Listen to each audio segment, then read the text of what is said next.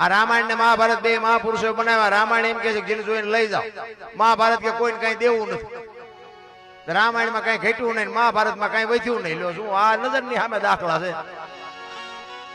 દદ હાથીના ભુજાબળ હતા. દુર્યોધન, જરાસંઘ, કરણ, ભીમ આ બધા કે દદ હાથીનું બળ હતું.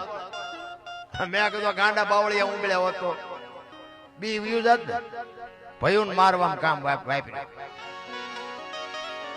કૃષ્ણ પરમાત્મા દુર્યોધન ની એ જ વાત કરી, હસ્તિનાપુર ની ગાદી તમે લઈ લ્યો, પણ આ 5 ભાઈ ને 5 ગામ તો દો, અમને ખાવું શું? ઈ કે હોવાના નાકાની અણી જેટલું નથી દેવું. ઈ કે તો બાજુ પડશે, કે બાજુ છે પણ દેવું નથી.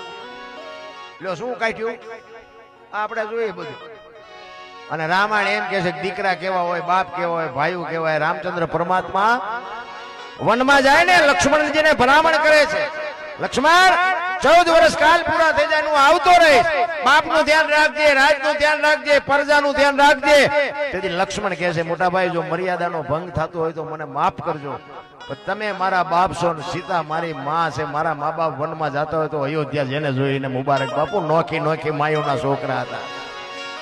વિચાર કરજો ને કે અયોધ્યાની ગાદી એટલે દશરથ તારો દરબાર, ઇન્દ્ર જેની આશા કરે તેથી ભાઈઓ વિનાનું ભેકાર કડવું લાગે કાગડા. વિચાર કરજો લક્ષ્મણ કે મારે નથી જોતી, ભરત કે મારે નથી જોતી. કેવા ભાઈઓ વિશે કેમ આપણને આ વાત ઉતરતી કેમ નથી?